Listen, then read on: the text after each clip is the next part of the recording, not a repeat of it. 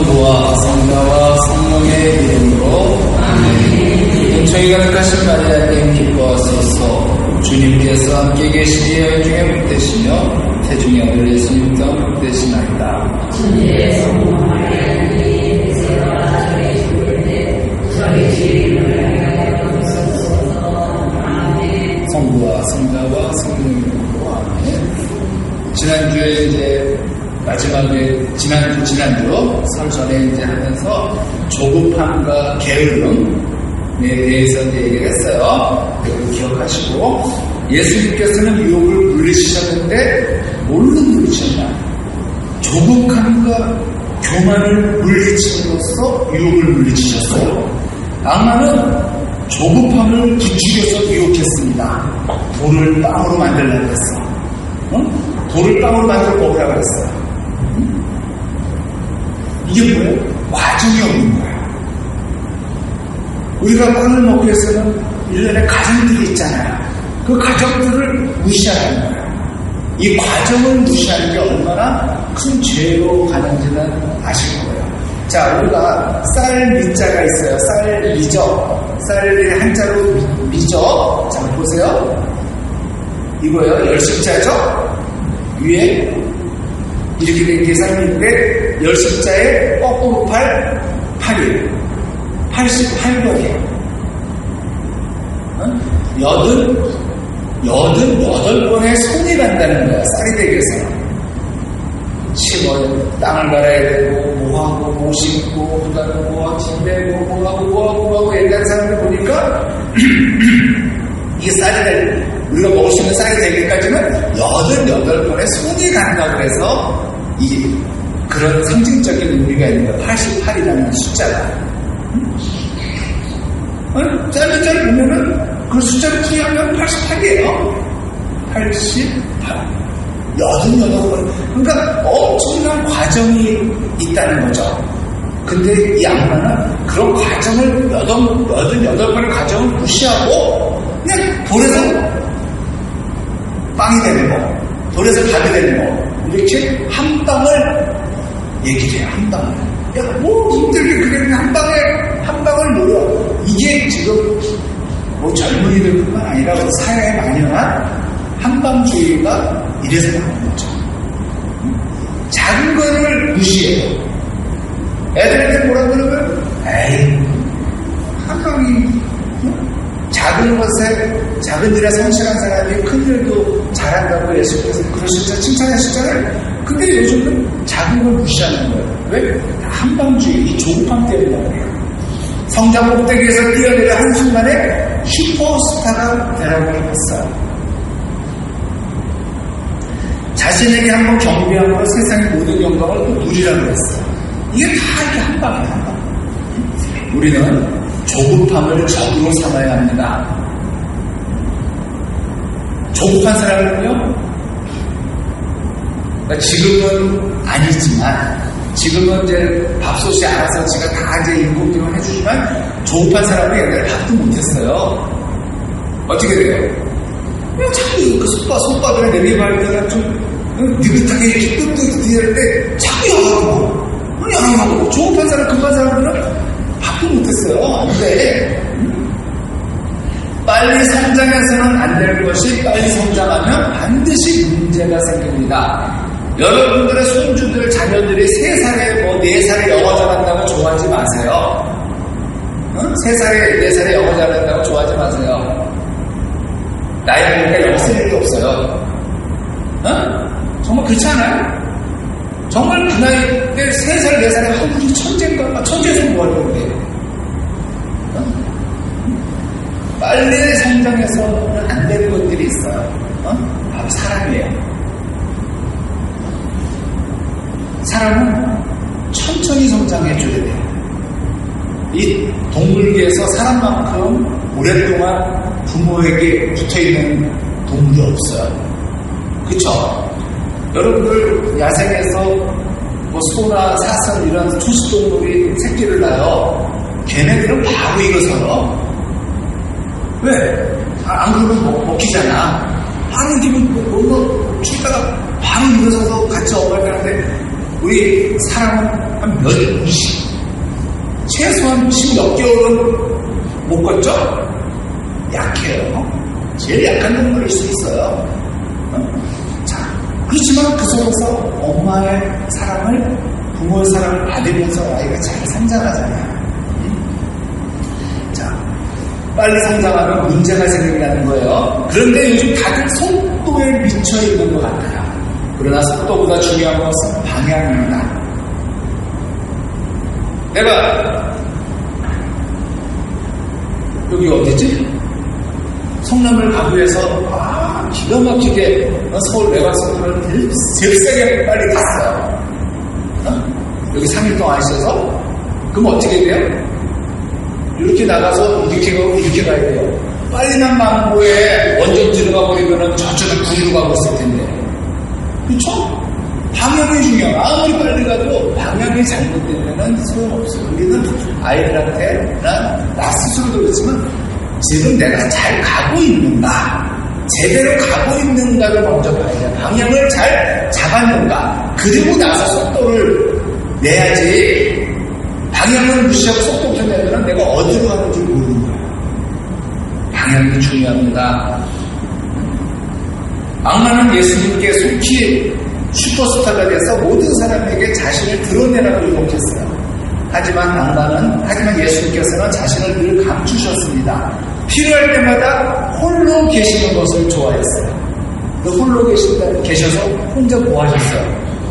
혼자 아무것도 안 하냐? 혼자 하느님과 시간을 가졌어요. 여러분, 그거 중요합니다. 여러분들은 외롭죠? 외로우니까 사람이라고 하지만 다 외로워요. 외롭지 않은 사람이 어디 있어요? 신부. 그러니까 우리 신녀들이 안타까워하는 게 혼자 산다고. 신부님, 외롭지 않으세요? 근데 여러분 물어보잖아요. 결혼한 사람들은 아내로 와요. 남편이 있고 아내가 있다고 해서 아내로 와요. 우리가 더 외로운 것 같은데? 혼자 산다고 외로운 건 아니에요. 내가 어떻게 사냐가 중요한 거지. 가족들이 있는데도 외롭다고 말하는 분들 많잖아요. 가족이 없는 게 아니잖아요. 근데 우리는 저한테 솔직히 외로운 건 아니고 조금 심심할 때는 있어요. 근데 혼자 잘 놀아요. 안 그러면 신부들은 자기 나름대로 혼자 있는 시간을 잘 보내요. 근데 외롭진 않아요. 여러분들도 마찬가지예요. 신부가, 근데 여러분들 결혼해보면 혼자니까 외로우면 같이 살면 외롭지 않아야 되거든요? 근데 같이 사니까 더 외롭대. 있어도 있는 게 아니래. 없는 것만 못하네. 그러면 할 말 없잖아요. 응? 자, 그거는 아니에요. 근데 혼자 있을 때 뭘 하냐가 중요한 거예요. 혼자 있을 때 뭘 하면서 시간을 보내냐? 예수님처럼 혼자 있을 때 하느님과 함께하는 시간을 많이 가져보시라는 거예요. 그러면 외롭지 않아요. 내가 외로운 건 하느님이 계시다는 것을 느끼지 못하니까 외로움을 탈 수밖에 없는 거죠. 수녀들이 외로울까요? 갈면 수녀, 동세 수녀들이 평생을 못 나오는데 그분들이 외로워서 죽을까요? 아니에요. 그렇지 않아요. 그분들에게는 철저하게 자기만의 시간이 주어져요. 공동생활을 하지만 철저하게 혼자 보내는 시간을 가져가는 거예요. 그게 대친구 시간이에요. 대친구. 누가 옆에서 말도 안 걸고 나도 말 걸면 안 되지만 그 대친구 시간을 내가 했냐? 그 시간은 하느님과 놀아라. 하느님과 그냥 말을 안 하는 게 아니에요. 단순히. 말을 안 하지만 말을 안 하는 이유는 내가 속으로 내 안으로 들어가서 하느님과 시간을 보내라는 것이지 단순히 말을 안 한다면 그게 징벌방이지 독방이지. 교도소에 독방도 말 안 하잖아요. 근데 이제 대충 시간에도 혼자 중얼중얼 애들도 있긴 해요. 근데 어쨌든 혼자 있는 건 우리가 살고 있는 시대는 투명사회입니다. 사람들은 투명해야만 부패가 없어질 것이라고 주장해요. 그래서 투명한 것이야말로 민주주의요 자유라고 주장해요. 그런 주장과 함께 전산화와 CCTV를 통해 모든 것을 투명하게 만들어가고 있어요. 우리는 지금 어디를 가도 쉽게 노출이 됩니다. 그쵸? 노출이 돼요. 사람들은 인터넷에서 모든 것을 다 밝히라고 외쳐댑니다. 투명한 것만이 옳은 것이라고 주장해요. 투명해야 모든 것을 신속하게 처리할 수 있다고 말하죠. 투명성을 강조하는 것은 아주 좋아 보이지만 실상은 그렇지 않습니다. 사람들은 투명성만을 강조하는 것이 얼마나 위험한 일인가를 알지 못한 것 같아요. 독일에서 활동하고 있는 철학자 가운데 한병철 씨가 있어요. 그가 독일어로 쓴 책이 투명사회라는 제목으로 번역이 되었는데 그는 투명성의 위험에 대해 다음과 같이 기록하고 있습니다.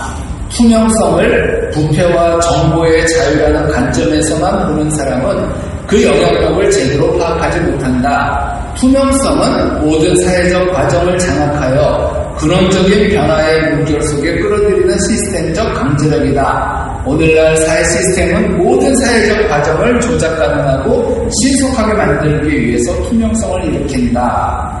투명성을 주장하는 사람들이 만들어낸 것이 획이라요. 획이라. 모든 것을 평준화하는 거예요. 이건 멋있는 슬로건 같지만 우리의 영혼을 흔들어 놓는 폭력이기도 합니다. 그는 인간의 영혼은 혼자 있을 수 있는 은밀한 공간을 필요로 한다고 강조해요. 혼자 있는 시간이 투명할 필요는 없잖아요. 그쵸? 혼자 있는 방에 CCTV 달아서 제가 뭐 하나 볼 거예요? 여러분들 집에 우리 가정은 비밀이 없어. 그래서 가정 방마다 CCTV, 거실에 CCTV 달아볼 거예요? 아니거든요. 투명함도 좋지만 공직자들은 투명해야겠지만 우리에게는 사생활이라는 게 있고 자기만의 시간이 있는 거예요. 그런 꼭 모든 걸 돈에 대해서 투명해야죠.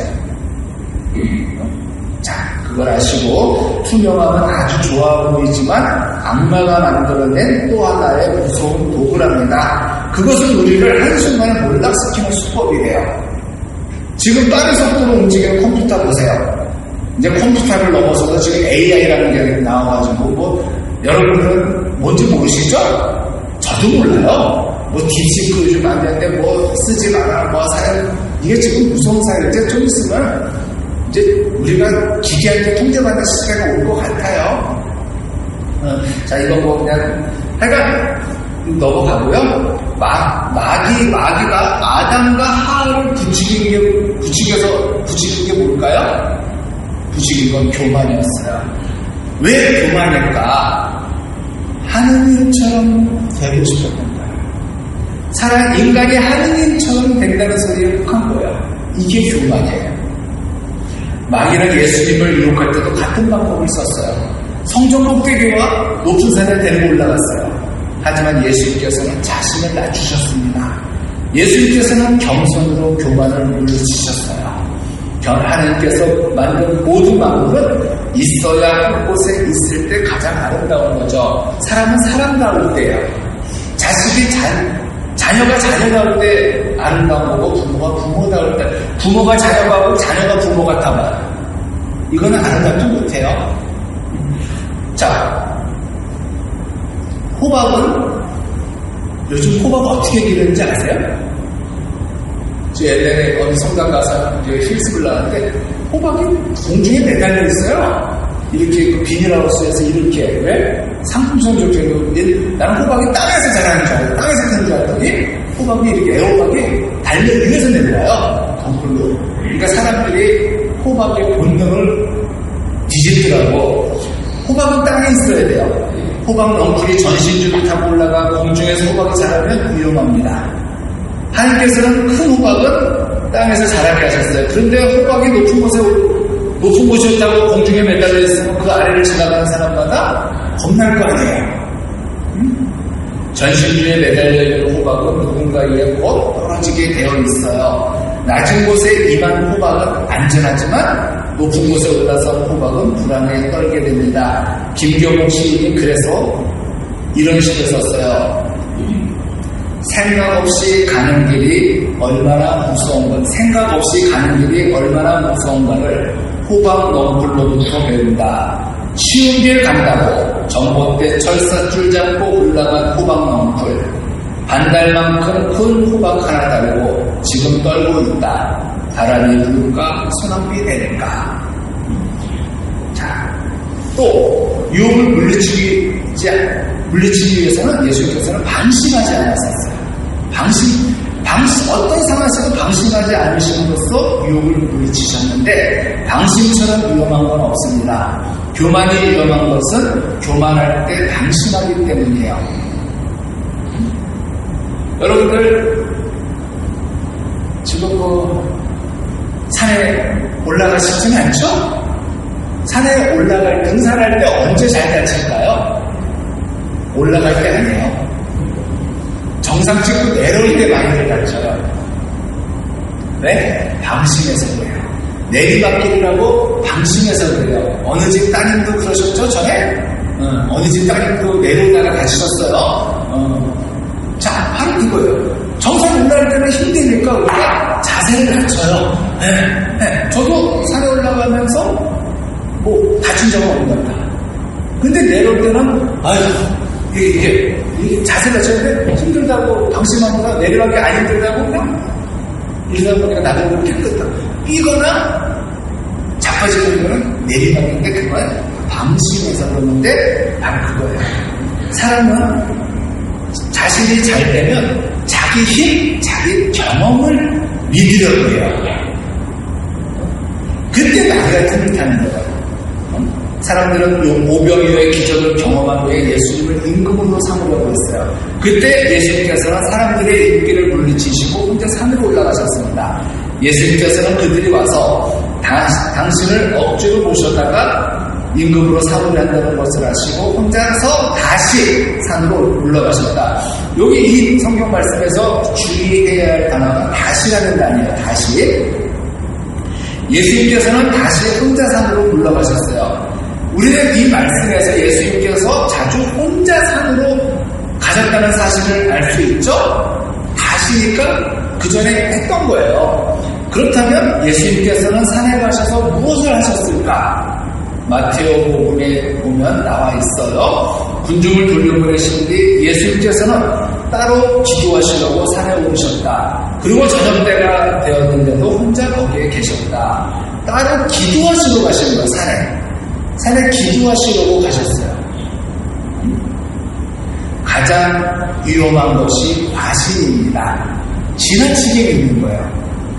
자신은 결코 유혹에 빠지지 않을 것이라고 과신하는 것은 아주 위험한 겁니다.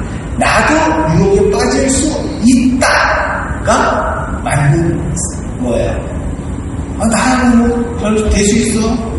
내가 힘들지만 나도 사람인데 나도 유혹에 빠질 수 있지. 그러니까 방심하면 안 돼. 이런 생각이지.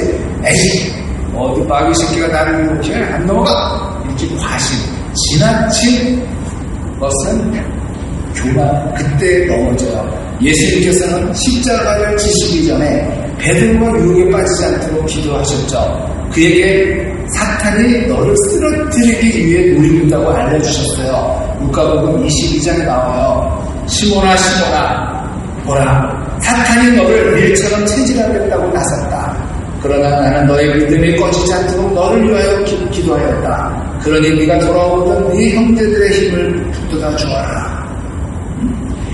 예수님께서는 베드로가 사탄의 유혹 앞에서 방심하지 않도록 준비시켜 주셨습니다. 그런데 베드로는 자신을 과신했어요. 그 결과 예수님을 3번이나 모른다고 말하게 됐죠. 뭐라고 줄 알아요? 베드로가 주님, 제가 그럴 리가 있겠습니까? 저는 주님과 함께 가면 감옥에 갈 준비도 되어 있고 죽을 준비도 되어 있어요. 그러니까 예수님이 뭐라고 했어요? 베드로야, 내가 너에게 말한다. 오늘 당교 오기 전에 너는 3번이나 나를 모른다고 할 것이다. 이게 하루도 지난 일이 아니에요. 나는 그 사람을 그 자리를 모르고 이게 하루, 이틀 지난 게 아니라 당일에 일어난 일이에요. 베드로가 3번이나 모른다고 할 것이다 했을 때, 두고 보세요. 내가 배신하나, 내가 그러나. 에이, 난 죽을 수도 있어요. 이렇게 과신했어요. 과신을 경계하세요. 그래서 바오로가 언제 넘어지지 않도록 조심하라고 권고했어요? 서 있을 때. 그러므로 서 있다고 생각하는 이는 넘어지지 않도록 조심하십시오. 성경 안의 인물들이 약할 때 넘어지는 것이 아니라 강할 때 넘어진다. 겸손하게 사용되는 힘은 이 중에 약점이다. 모스월드 챔버스라는 사람이 이런 얘기했네요. 성경 안의 인물들이 약할 때 넘어지는 게 아니라 강할 때 넘어진다고 했어요. 그래서 여러분들 여기저기 아프시죠?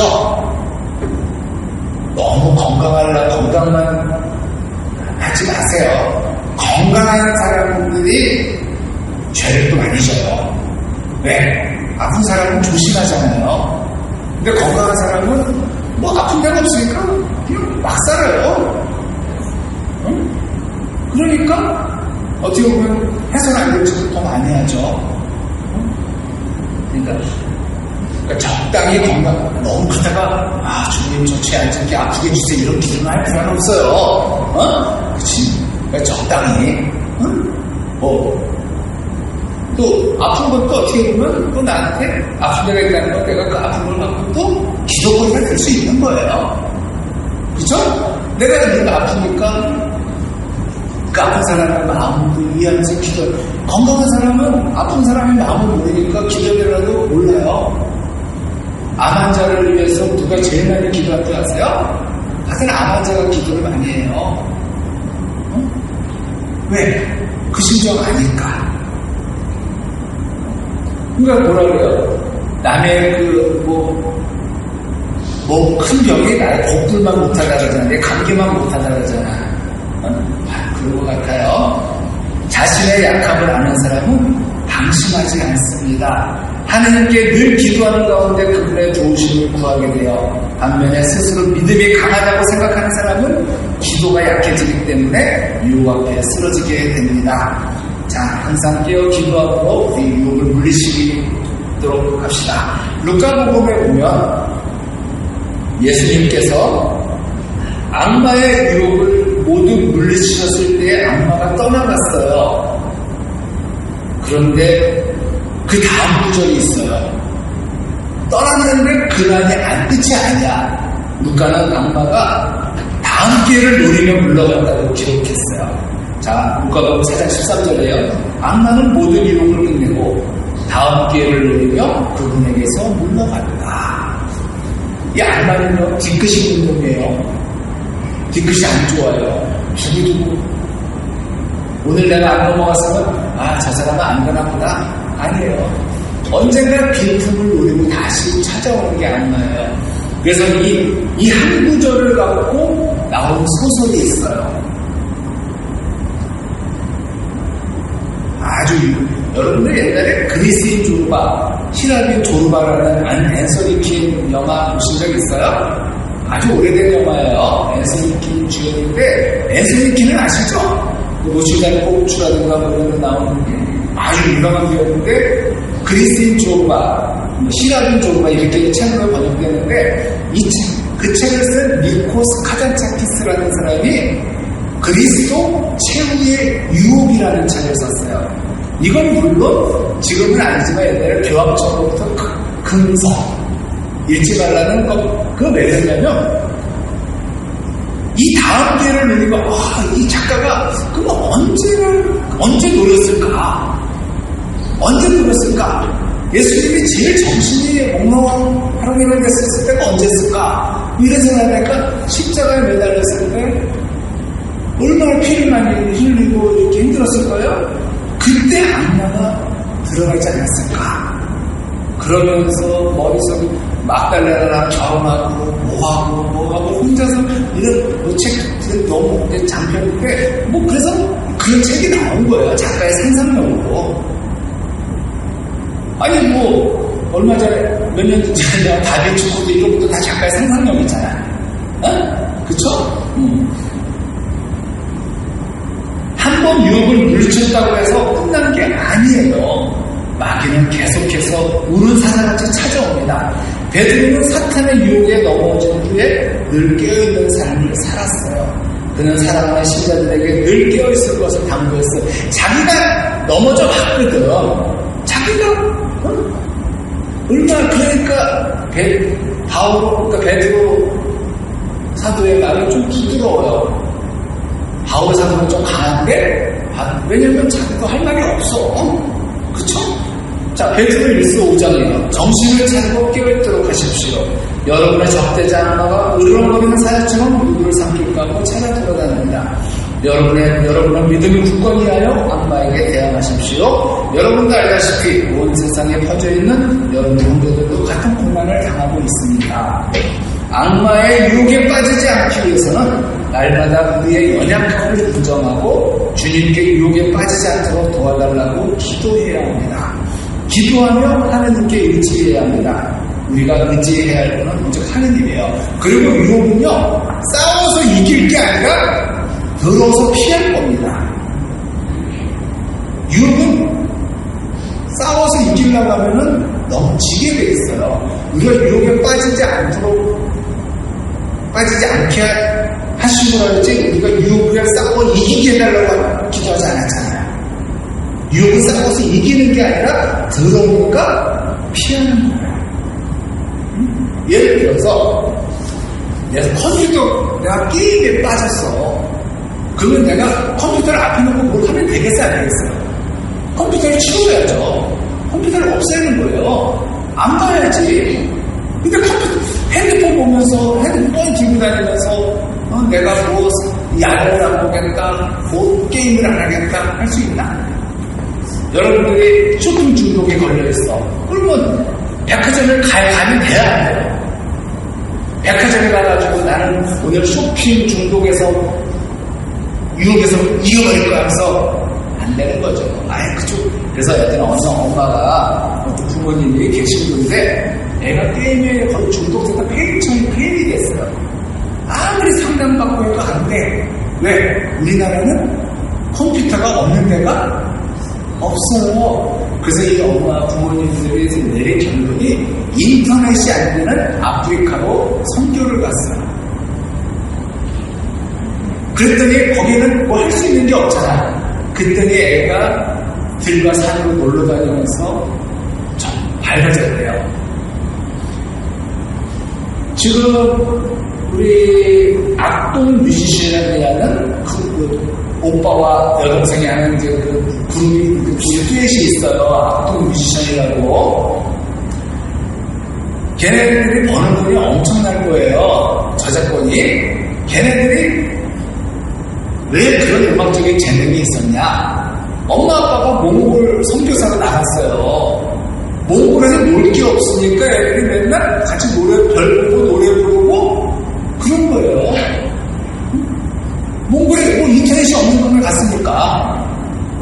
그러니까 아이들이 자연스럽게 할 수 있는 것들이 그런 거였던 거야.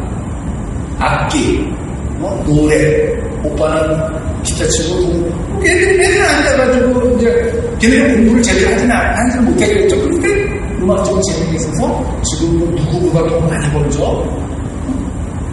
자, 여러분들의 자녀들이 혹시라도 게임에 빠져있다. 저한테 말씀해 주세요. 여러분들 남수단에 이민 갈 수 있게 해줄게. 신부한테 얘기해서 가서 그 신부 2년만 살고 오면은 거기 근데 저 아프리카도 있잖아요. 이게 다 아프리카 사람들도 다 핸드폰이 있어요. 여기서 이제 옛날 핸드폰 친구들 와서 이제 안 쓰는 핸드폰 있잖아요. 그런 거 가져가서 주면 되게 좋아요. 거기는 오히려 핸드폰이 더 편하대요. 왜냐하면 우리 무선 전화기를 하려면 깔아야 되잖아요. 근데 핸드폰은 이것만 설치하면 되니까 뒤지고 세우기만 하면 되니까 오히려 지금은 그런 게 참 좋은데 내가 아프리카 가라는 게 아니라 이게 피하면 안 돼요. 보면서 이길 수는 없어. 힘들어요. 그러니까 여러분들도 분명히 뭐에 유혹에 노출되어 있으면 그 유혹에서 자꾸 피하는 거예요. 내가 지금 술 좋아해. 그럼 이제 저녁에 술집에 몰려있어.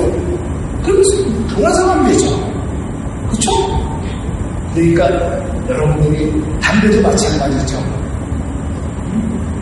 담배 피는데 옆에 지나가면 안 돼요. 피는 사람들은. 우리가 의지해야 할 것은 하느님의 갑옷이 아니에요. 그 갑옷의 주인이신 하느님이셔요. 우리 잘 알아야 돼요. 우리가 의지해야 할 것은 하느님의 갑옷이 아니라 그 갑옷의 주인이신 하느님이세요. 우리는 하느님께 의지하는 거예요. 우리가 가진 모든 무기는 하느님을 통해서만 강력한 힘을 발휘하기 때문입니다. 유혹에 빠지지 않게 해달라고 날마다 기도하세요. 우리 자신을 의지하지 말고 오직 하느님만 의지하시기 바랍니다. 아담과 하와의 오류를 반복하지 말고 예수님의 모범과 가르침을 따라가요. 유혹을 극복하고 풍성한 삶을 누리고 하나님께서 맡기신 사명을 완수해 나가시기를 간절히 기도합니다. 다음 주에는 악에서 구하소서, 악에서 구해주시도록 드리는 기도에 대해서 한번 나눠볼까 합니다. 건강히 성부와 성자와 성령께